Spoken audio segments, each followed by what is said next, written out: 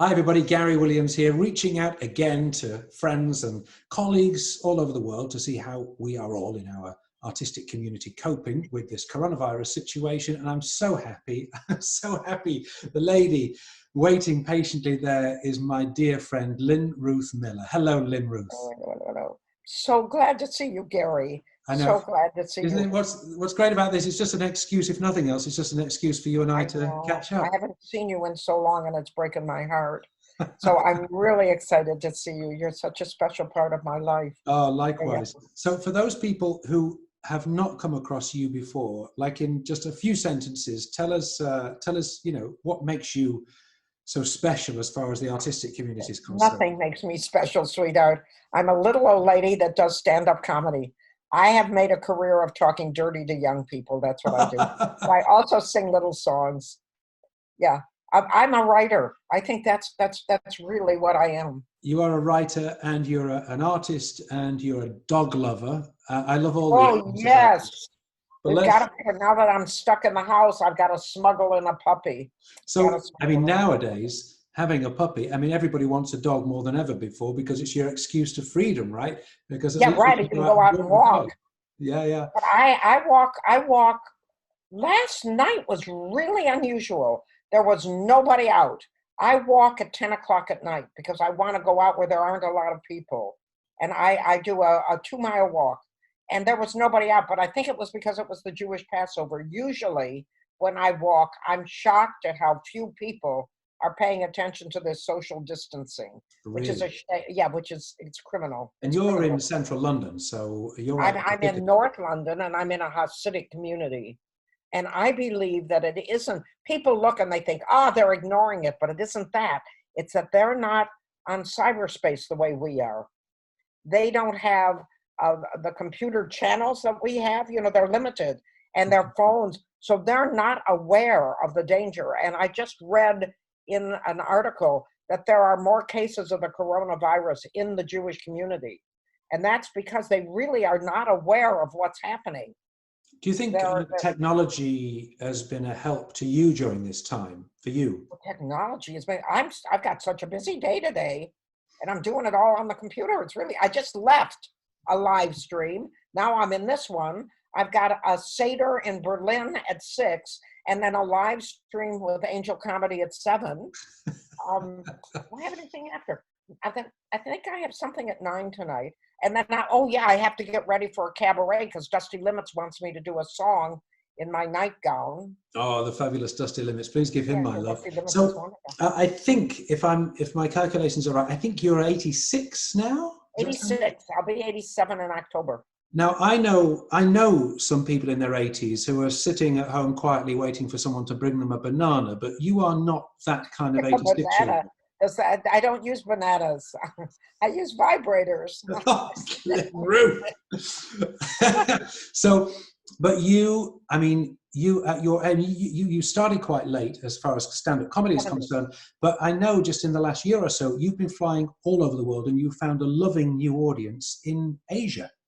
Yes, Kuala Lumpur. I did a live stream with them earlier to find out how they are. Kuala Lumpur, you would be shocked at how progressive they are and how sophisticated the quality of their comedy is, because it's a very repressive country.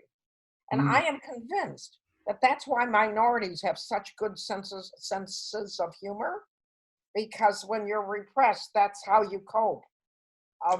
Black people are always, they can be very, very funny, and Jewish people are funny. We've overtaken the entertainment industry. We also, Harvey Weinstein, we've also overtaken the casting couch, but we're there. But minorities, when you squelch people in many ways, the humor comes out. And Kuala Lumpur was absolutely, they are so up to the minute. But so is Singapore, not so much. And I think it's because Singapore is such a placid community. Are you near? I'm trying to think where you are. I don't know where Tenerife is. Tenerife, we're in the Canary Islands, so a long way from Asia. But I know you've also worked in Bangkok. Yes. I went to this. It was called Soy Nana, which is the red light district for older people. And I saw these beautiful women, and I said to the guy that was with me, his name was Matthew, I said, oh my God, those are beautiful women. He said, that's a man. And I said, how do you know? He said, I look at their feet. I mean, they're so gorgeous. Who looks at their feet? The tip of the day. So, I mean, we should explain that when you take yourself off on your own, on these Yes, of course, going all over the place, literally all over the world to do your stand-up comedy show. It is remarkable. but you know something? I don't see why that's remarkable. I've got a computer. I'm in touch with these people. And of course, now I'm in touch with the same people. But once I get in touch with them, I know the questions to ask. Do I need a visa to get in? Who's going to meet me at the airport? Where am I staying? Do I get a meal? I've got all that down. How long will it take me to get from you to the next place? That's just common sense. And then I get to the airport and go. So you are... I couldn't have done this 40 years ago. Why not? Or maybe 40? When did all the computer stuff really get big? It got big in the 1980s. So I couldn't have done this in 1970. Right, yeah. Although I did something similar because in 1963 I graduated from Stanford, and then in that next 10 years I moved 9 times. So I did that too. I moved around to try to find a way to support myself. You're used to traveling on your own, that's for sure. So, I'm used to doing everything on my own. At 86 years old, you are definitely within the sort of what the government called the sort of high risk bracket. I mean, yes, and that makes me very angry. Tell me why. Because I have a good immune system, and I don't want to be shut out from doing things. I'm no more vulnerable than you are when I walk outside. I am not. That they've made a blanket judgment that people over 70, when I was 70, I could run rings around you when I was 70. And there are millions of other people like me that are perfectly, as a matter of fact, they're more fit because I am the most uncoordinated human being in the world. The day that I get on a bicycle will be the day that I say goodbye to the world. I mean, I'll fall on my head in 3 minutes.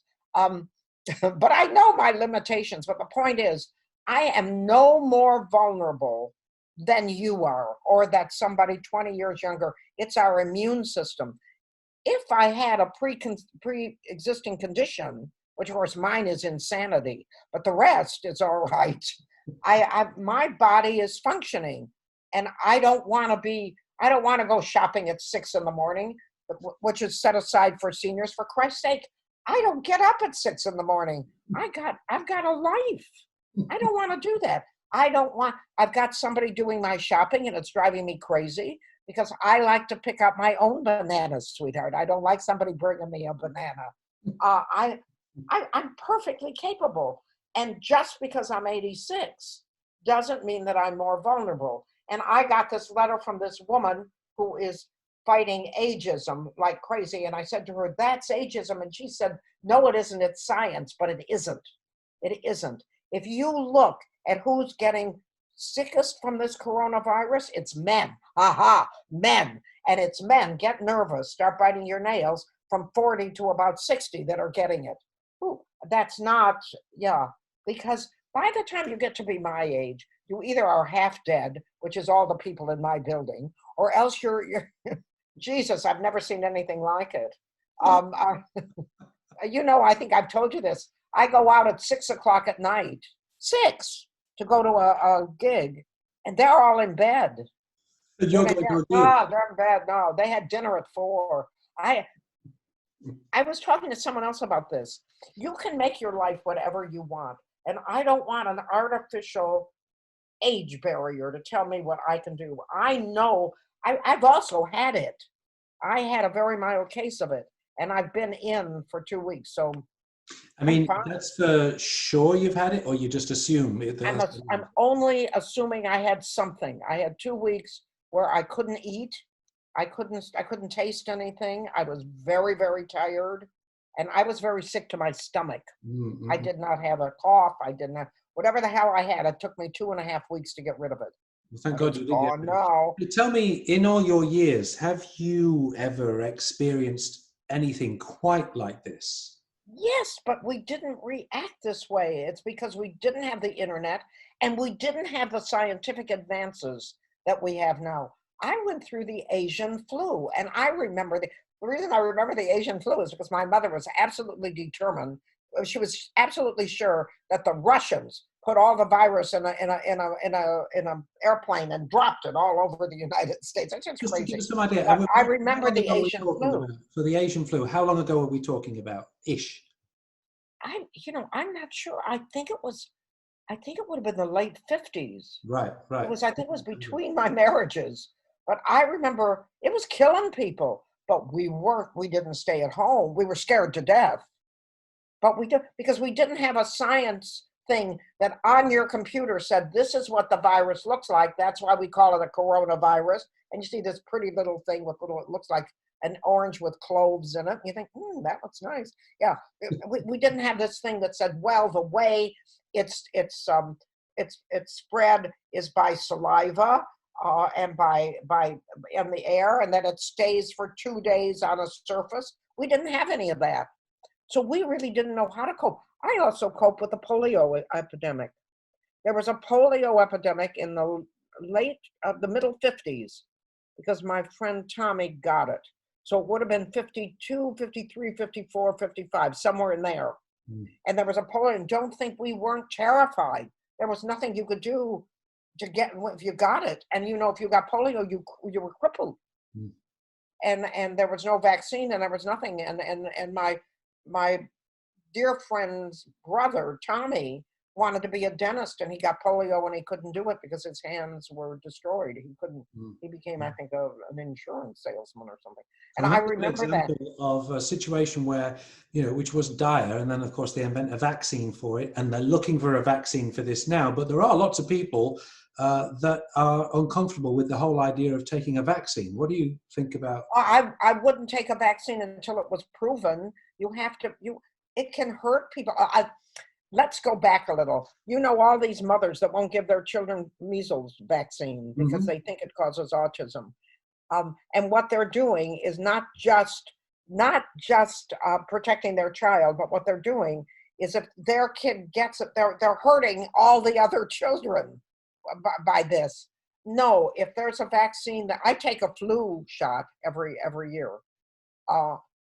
No, I believe that once it's real, but I don't know whether it's been tested. But are you aware that Trump is bringing in this anti-malaria thing that hasn't really been tested, but he thinks it's I don't do things like that. I don't do these crazy health like homeopathic things. Like, yes, rub snake oil into your eyelid and then you will be sexy for the rest of your life. I don't believe that. I don't do all that. Do you think but that other people might. Do you think the perspective that you have with the age that you have and what you've lived through, do you think it sort of fortifies you better to deal with something like this than perhaps some younger people? I mean, do you think life has taught you some skills which are valuable in times of crisis like this? Well, sweetheart, I think it has me, but I'm not convinced it has other older people, because other older people slip into their own routine of how to cope. I've lived through so many things. I remember the polio epidemic. I remember the Asian flu. I don't remember SARS. I know it happened, but I don't remember it. Evidently, I was busy coping with something else at the time. And I figured, listen, why worry about dying right now? I'm worrying about surviving, whatever it was. But I know that time is our best healer. And I am enjoying that. Now, I didn't when I was sick. And I have to say that when I was sick, I thought it was psychosomatic. I thought it was that, oh my God, I can't go to Japan. I can't go to Dublin. I can't go to Amsterdam. I can't go to Ghent.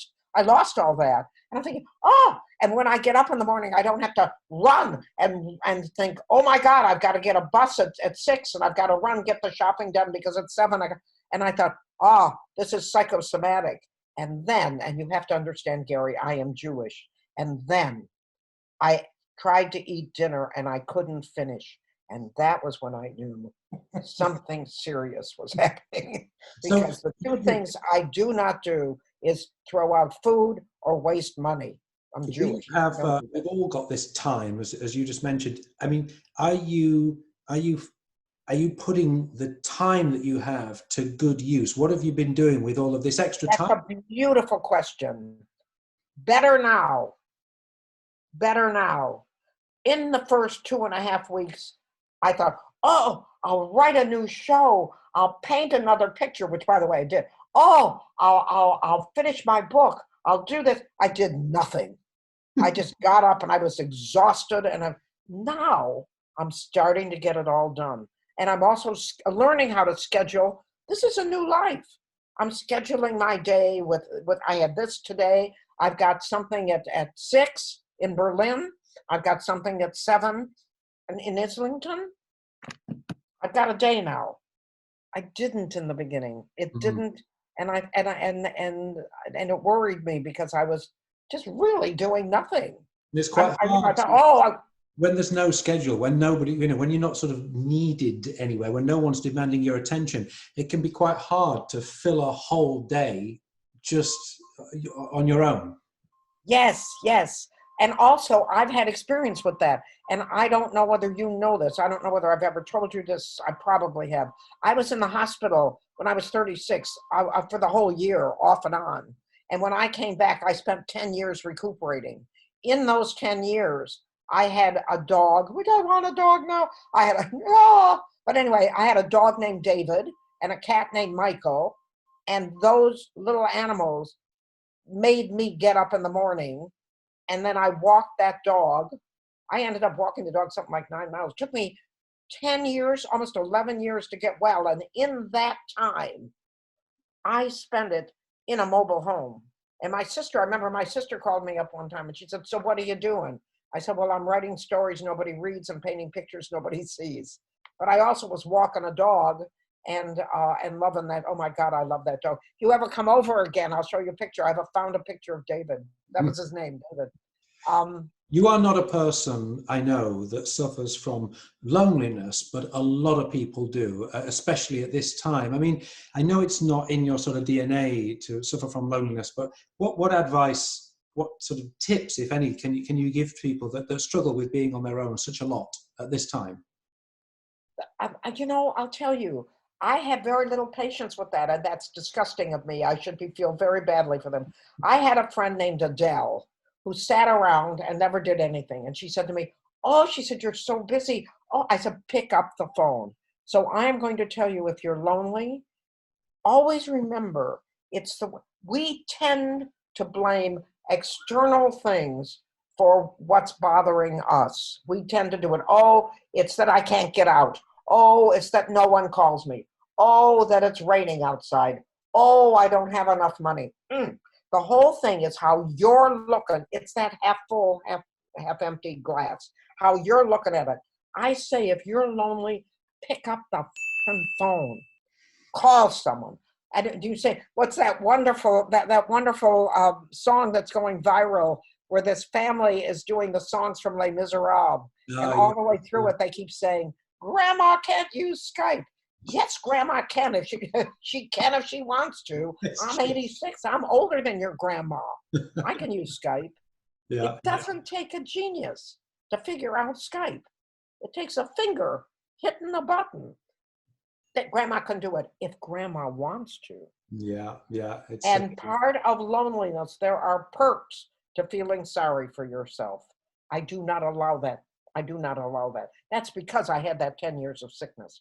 I do not allow that, because I remember when I got out of the hospital and I had been in and out for a year, and I said, okay, this is the last time my body decides whether I can go out or not go out.